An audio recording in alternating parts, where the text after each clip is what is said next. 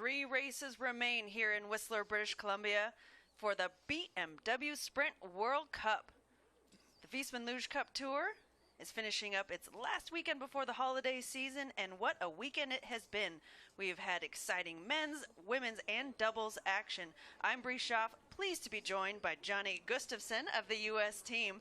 And Johnny, talk us through the conditions. These have varied all week. Yeah, well, thanks for having me, first of all, Bree. And yeah, the conditions here have been a little bit different during training all in the week, and the past week and a half we've been here. We had a little extra training. The ice was a bit warmer and a little more softer, a little easier. Past couple days it got a little harder. Now we're going back to the soft ice. It's jumping back and forth. And we did see a track record and a start record earlier today in the doubles. Johnny, talk us through the track map and the POV to come. Right, so this is the sprint race, as it said in the beginning here and right here. So that means it's going to start a little bit later. You get a bit of a running start into it. So the start initially doesn't count as much. So this first part here isn't going to count towards your overall time. It's not until the end of this curve right here, this long, low curve 4, that your timing actually starts. So right about there, that's where it goes. And then what that means is people who don't really have as good of a start and who gain time down the track, this is a really good race for them, because this is where they're going to want to do well and have the ability to do even better. A race for the bottom gainers, as you call it. Only 15 sleds in the Sprint Cup. You had to qualify by finishing in the top 15 in the singles event. So these are our top 15 sleds from the men's race yesterday. And you can see these high pressure corners down here. This is where we're going to see all the really everything made or break. This big curve 16 there at the finish that he just went through. Going in late there, having a little skid there, that's going to kill all your time. You want to really push through that. There will be a lot of action in curve 16, as we've seen all weekend. Your start list goes from slowest to fastest in those top 15. So Wolfgang Kindle of Austria will kick it off, and then going to Chris Masder, who squeaked into the top 15 there and qualified now for a double event. So Chris is going to race, take a little breather, and then come back for the doubles later. Roman Repelov will be our last sled, the winner of yesterday's men's race, as he overtook Germany's Johannes Ludwig from the first heat. Another interesting thing about the sprint here is at the start, it's a little bit more of a quicker pace. You have to set yourself down the ice. You don't have a coach there kind of giving the pep talk, and you only have 20 seconds to go. So it kind of really puts you in that mindset of, all right, really got to go. It's a sprint. On the handles, first sled, Wolfgang Kindle of Austria. So this clock is 10 seconds less than the normal clock? Yes, that's correct. This is an untried event. So it's just kind of, it gets you into a little bit more of a quicker mindset, I always think. And what is the purpose of the shorter clock? To make sure that these sleds fire off one after another, or is it just to freak you out? I think it's a little bit to freak you out, and it's a sprint race, and they want you to think like that. Now, Wolfgang this is going to be a race for him. He normally does not have a fast start, and he's a bottom gainer. And on a track like this, in the regular race, it wasn't long enough for him to make it to the bottom to get all that time. So this race is going to be huge. Kindle through 11 into 12. He will be setting the pace from the race today. The times don't apply from our times yesterday because it is a short track. 143.7 kilometers an hour. Yeah, he's enjoying the conditions here. 36.593, the time to beat. Really good run by Kindle. I couldn't really see any major flaws. It looked nice and fluid from one curve to the other. Let's see if it holds up. And he was certainly looking for some redemption after yesterday. A tough second heat as he dropped positions. And he didn't look a little too happy there. I wonder if there's something there that we couldn't really see. A little bump there on the entrance of 10. He was able to hold it okay. And 11, little bit of a loop there, higher up on that end there. You can see in that slow motion. From the men's start, there's the former Dahlmann start. Do you have enough speed, enough pressure to push that in 11, or really the major pressure comes at the end of the corner now?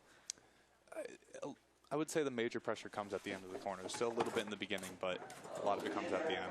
Off the handles from Germany, Moritz Bohlmann. That's Wolfgang Kindle getting underway. Moritz, one of the younger Germans, he's really seems to be having fun this year. He's been doing decently well, and again, he's young. He's, I'm saying that as well. I'm pretty young, but he seems to be enjoying it. He's doing decently well this year. That's one of the, as far as a sliding career goes, that's a really exciting time when you burst onto the circuit and you're having where there's low expectations, so basically every good result is more momentum. Exactly, and he's been having a good run. A little bit late there into 11. You can see High that on the end of caught up with 11. him. Bowman is behind Kindle. He's able to handle it okay, but you're right. He's fallen back a little bit more and more. Not as fast as Kindle either. Laying back, stretching out, but that is not enough. Second place for Bowman behind Kindle. I talked a little bit about that speed there not being as fast as Kindle, but this, what do you want to call it? The speed trap here is not as accurate as many in the world. Just where it's positioned and how luge athletes can accidentally hit it. Sometimes the speed will be a lot slower or faster, and it doesn't necessarily mean what it means. And that's what Tristan Walker was saying yesterday, that depending on the angle you hit it at, in the women's race, we saw one sled by far and away 7 kilometers an hour faster than everyone else. All right, fresh off the handle, that is the fast start here. Chris Master of the U.S. chasing down Wolfgang Kindle. Chris, nice and warmed up, probably from his doubles run about half an hour ago.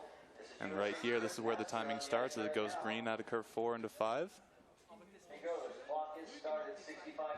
Chris looking for breakfast, second breakfast, 11 Z's. As he just tacks on race after race today. 4 heats for Chris Master, as he will join us again for doubles. Behind Kindle by 8 thousandths. And into the green, coming ahead. This is another race that's going to be good for Chris because he is battling a bit of an injury, and so his start hasn't been what it's been in recent years. This is a great 15-16 right there. Well managed by the silver medalist from 2018. Threw it down 5 thousandths ahead of Wolfgang Kindle. Good run there. You can see he's definitely happy with that. Little tap there out of 16. I don't think it really cost him too much, but nice. Yeah, he's happy with it. Chris Master's going to leave the track and go check in with partner Jason Turdeman. Get ready for the doubles race. Beautiful, beautiful early entry into 16. Yeah, the earlier you can get to 16, the better. I don't think there is possible to get too early into 16, and he got that very nice. Such a smooth run. Back to the top for Russia's Semen Pavlichenko. To the men's sprint start. Master jumps into first. Semen, normally one of the best starters in the world, but he's also one of the best sliders in the world. You'll see him going down in certain camera angles. You won't be able to see his head because he's just always throwing back the position. He had a tough day yesterday, finishing 12th, dropping after that first heat. Yeah, the field this year has been very competitive for the men, and really any of these top 15, this could be anyone's game. Green by quite a bit, little half tenth there at the top.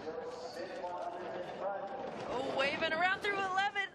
Bit of a skid coming off. He was able to handle it. You can see he just threw that head back and tried to hold it. He didn't bleed too much time, but he didn't gain any. Late into 15. Well handled, well late into 16. in the woods of corner 16. Not looking as he crosses the finish line in the lead by 13 thousandths of a second. That's such amazing commitment to those mistakes.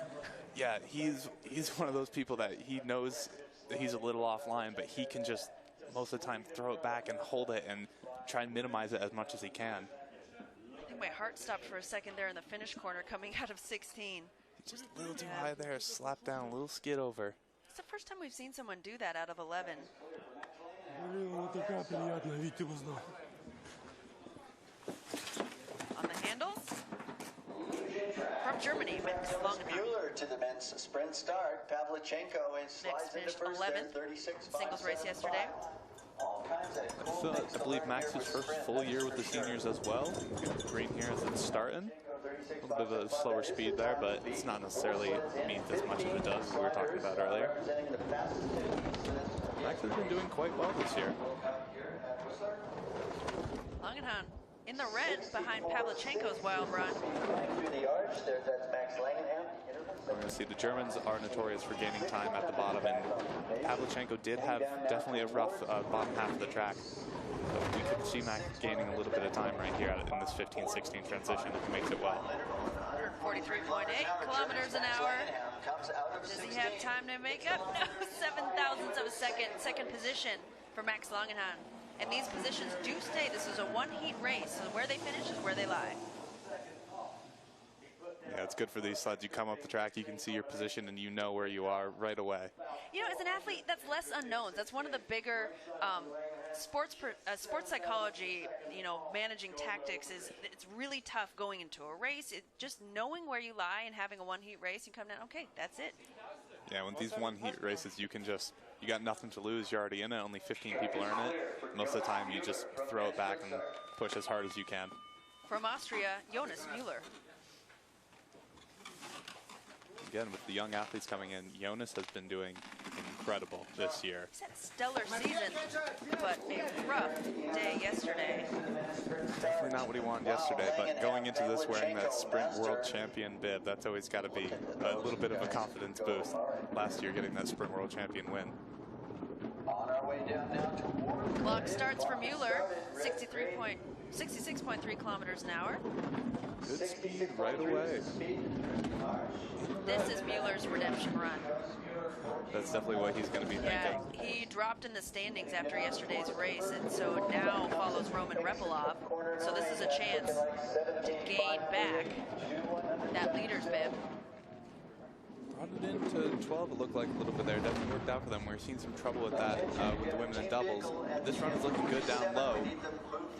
Definitely a little better than Pavlichenko's if he can get out of here straight. New leader, Jonas Müller of Austria.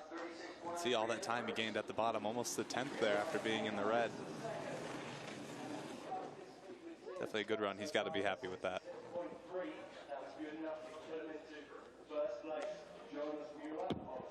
Nice positive finish to the weekend and to the holiday break for Jonas Müller. Even though this sprint takes the start away, that doesn't mean you can't have a slow start. You can't, you still have to give it all you got, and definitely worked for him with that top, the best speed we've seen so far going into that starting out of curve 4. Chasing down Jonas Müller is Iners Kablenieks, Latvia. Müller way in front there. Look at that, 36.493. Good getting into that first curve there. On the ice right now, Latvia's Iners Kablenieks. These first couple curves, since you know the timing at the start, sometimes athletes are a bit more relaxed going through it, getting ready for, even though it's part of the run, it's not part of the run. It's a weird little mental game they play. Yeah, it's like it doesn't go down on your permanent record, so it's less to get harassed about from your coaches. Exactly. Good, nice over into 11, very smooth. Definitely driving some good lines here. Throw the position back a little more, peeking just a little bit, not too much. A little bit later into 16 there. Behind 144.2, Kablenieks with a beautiful line out of 16. It's not enough, just over a 10th of a second. That's 6th place for Iners. Yeah, and you have to wonder, that run looked pretty good with how the weather's been jumping around back and forth we talked about earlier. Yeah. It could be part of just sled setup and how he's used to running, if he changed or if he didn't change something from yesterday. I doubt anyone was expecting the track records that we saw in doubles today. No, I don't think so. Because as you felt yesterday, it was pretty soft ice. Yeah, they definitely were able to make the track fast, but that was impressive to see the track crew really throwing it down here and giving us a good track. On the handles, Johnny's teammate, Tucker West. So again, that 20 seconds, he had that little bit of a miss up with the face shield. Sometimes that's a little nerve-wracking with the less time. Tucker, go. Pulling off, cutting it close there, 3 seconds left, 2 seconds. Making everyone nervous, a quick settle for Tucker West. Still Müller, Pavlichenko, and Langenham. On the ice right now, this is the USA. That's something too, like you're going to be thinking about that a little bit, even if you're going down the track. That's going to give you a little bit more anxiety going into your run. 65.8 kilometers an hour. That's the 4th fastest speed through the first timing eye that we've seen. A little early into 7 there, kind of got knocked away. It's very hard to tell right there. Tucker finished 8th yesterday. 1:17.602. You can see Tucker really always stellar with his position, really trying to push it back here. These lines are looking good. He's able to stop the bleeding, and if he wants to gain time, it's going to be right here. Does Tucker West have enough track? 15, 16, a little later in each curve. Let's see what he's got. Oh, 2nd place behind Jonas Müller for Tucker West. Nice run, though. Yeah, definitely looked good. Little mistakes here and there, but Outrun is definitely faster. Outrun is definitely faster.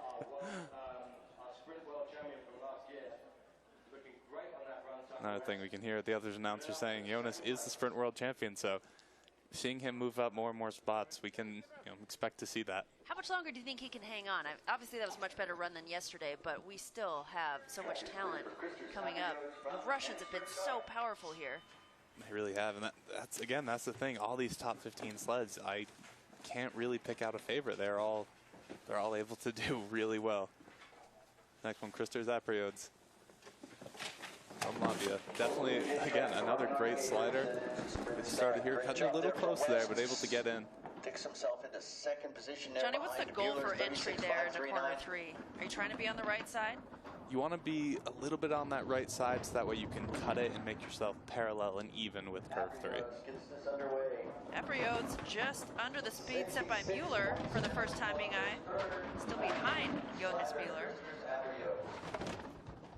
Jonas with that top speed there at the top, this definitely seems to be helping him, as every athlete that's come by has been red right away. Good 11 there into 12. Could have been a little earlier, but nothing bad. Roosters is chasing 300s now. He's losing a little bit of time. Late, right into 16.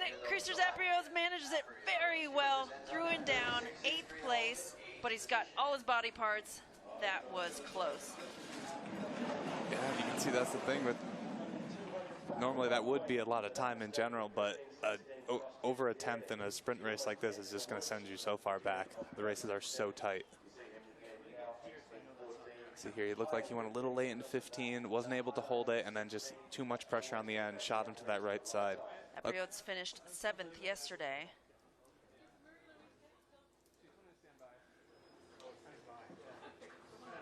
Obviously not happy with that. Wanted to throw down a good run as your last run before Christmas.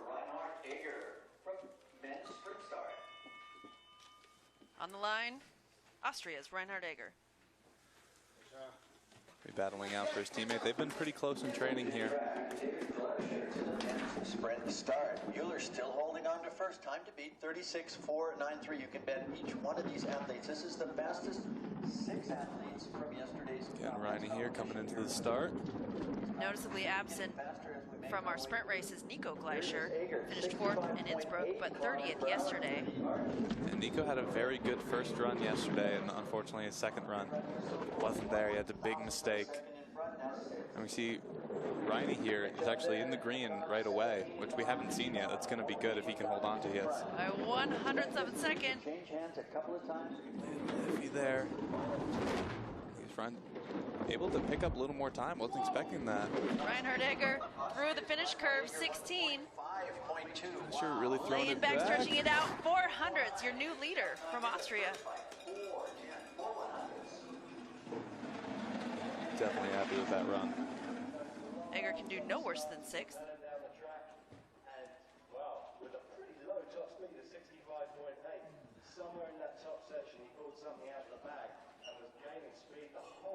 Right there, that's where that timing starts. There's the timing eye right there. Flashing green light is when that timing eye starts. Definitely a good run by Riney. He's got to be happy with that. And anytime you come down and you see that 1, you got to be happy, especially with only 6 sleds left, 5 sleds left. Teammate David Gleischer on the line. Having 4 out of 5 Austrians in the Sprint Cup is an impressive feat. They all have been doing Their program is unbelievably strong this year. It really is. We've been training with them all week, and sometimes it's a little disheartening seeing their times. They have all been training very well. Another good top speed here right away. The 2018 Olympic champion is the 2nd fastest speed right now as he chases down teammate Egger. It's looking very smooth here. 200s back, that's not terrible.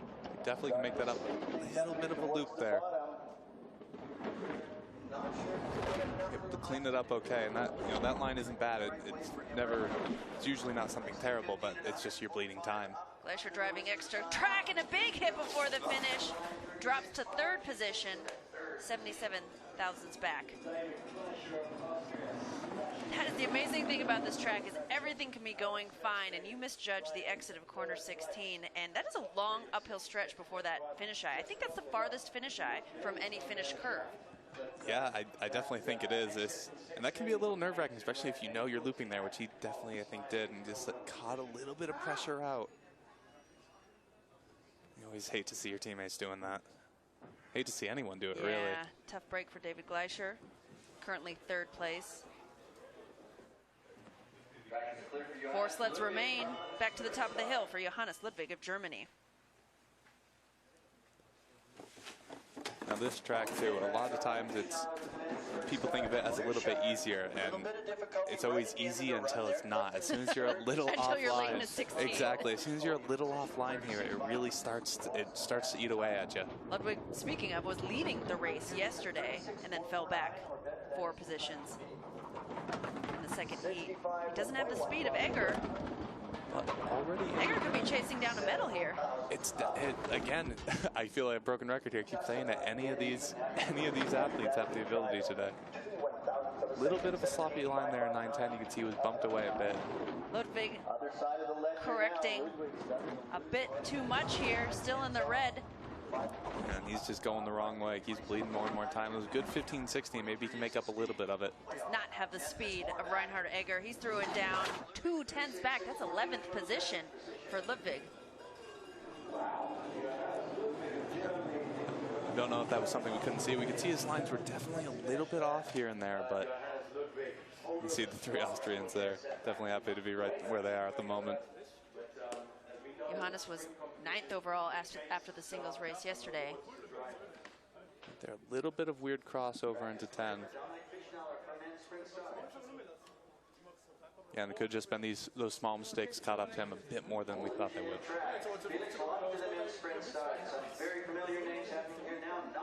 We have 3 sleds remaining in the final men's race of the Whistler World Cup. In the track, Italy's Dominic Fischnaller.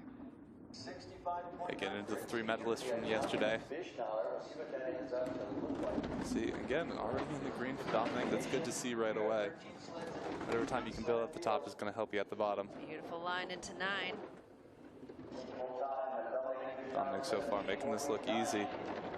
Nice level line through 11 over into 12. Very smooth.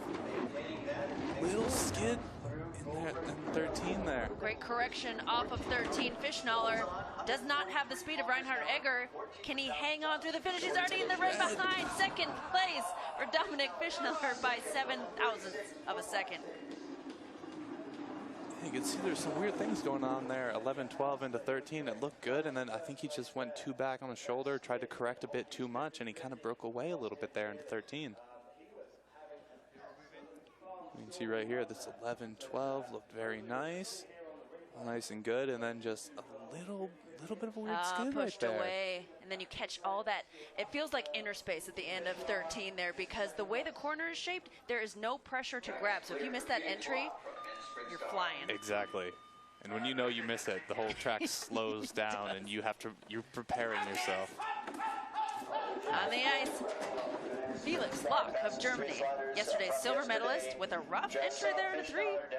Yeah, definitely not the best start we've seen, but again, hopefully it won't catch up to him too much since the timing isn't going to start until right now. We'll see. That should hurt his speed. 66, that's the 3rd fastest speed we've seen. 6 kilometers per hour, speed through the arch for Felix. Too bad, we'll see red right away. Back into the green. Reinhard Egger can do no worse than bronze. Felix Locke chasing him down. Oh, this is back and forth. Yeah, Felix is looking good in some spots, a little off in others. It's just, let's see if he can gain a little bit more speed at the bottom. 200's back. It's good 15, 16. Does not have the speed of Egger. Threw it down. That's a 3rd place for Felix Locke. And just out of the medal position for now. 1 sled remains, Roman Repilov, but we have a disqualification. Dominic Fischnaller is now dropped out of medal contention. Yeah, I'm not sure where that came from. Haven't heard anything about that, but he is out of the running. So Reine will do no worse than 2nd. And then no points for Dominic Fischnaller. Yeah, that's when you're hunting in the overall. I believe he was 3rd in the overall. That's definitely going to hurt. All eyes on Russia's Roman Repilov, the winner of yesterday's race. He is going to try and break up that Austria first and second. Looks like he was ready a little early there. They just cleared the track for him, but now he's ready to go. Won't take too much time. Our last sled of the day for the men's sprint. Roman Repelov of Russia. How exciting is this? Just saw Locke come down into fourth position. Felix Locke will be keeping a close eye. He has the potential to jump back up into bronze. 66.1, that's a good speed. It's going to be close. Roman has been doing incredible in training all week. He's been so fast. He proved it yesterday during the race. Let's see if he can prove it again. Wouldn't be surprised if he went into the green here, but had been wrong before. Not too far back. Run is looking pretty decent. No major mistakes. Beautiful 13 for Roman Repelov. A little bit of time. Does he have enough track? Great speed, 144.6. Can he find it in the finish corner? No! He falls to Reinhard Egger of Austria, who is the winner of today's sprint event. Reini has really been showing up since last year and this year. He's by far and away his best finish. That. Yeah. Up until now, 6th place yesterday was his best finish of the season. 8th place in the Lake Placid sprint. Again, this Austrian program have really been doing well, really showing up this year. And a really interesting podium today. We've got Austria, Russia, Austria. Felix Locke, the only German within sight, just out of medals in 4th place. We're at 20 minutes to start. Ladies sprint competition, 20 minutes to start. Definitely that sprint, it's always a close field. 7 thousandths from first to second. Roman gained a lot of time there at the bottom, but it just slightly wasn't enough.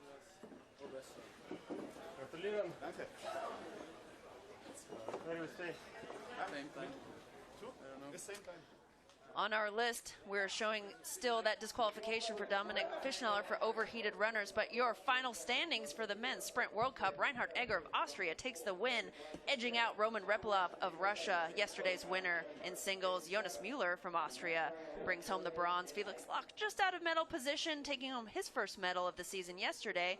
David Gleicher of Austria in 5th. Tugger West sneaks into the top 6 there from the U.S.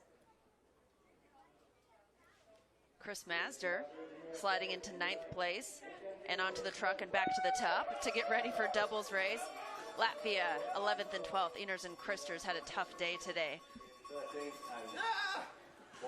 And Ronnie, always good to be up there with your teammate on the podium.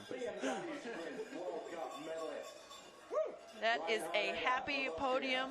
These gentlemen are finished with the first half of the 2019-2020 season. That wraps 2019 for them as they head off for the holidays. It will be a happy holiday certainly for Reinhard Egger ending on that. The men's World Cup standings, Roman Repelov still in the lead. Jonas Müller still in 2nd place. Tucker West jumps up to 3rd place overall. Dominic Fischneller drops to 4th, losing out on those sprint points today. Felix Locke still in 5th from yesterday. Reinhard Egger now in 6th place overall. Semen Pavlichenko in 7th.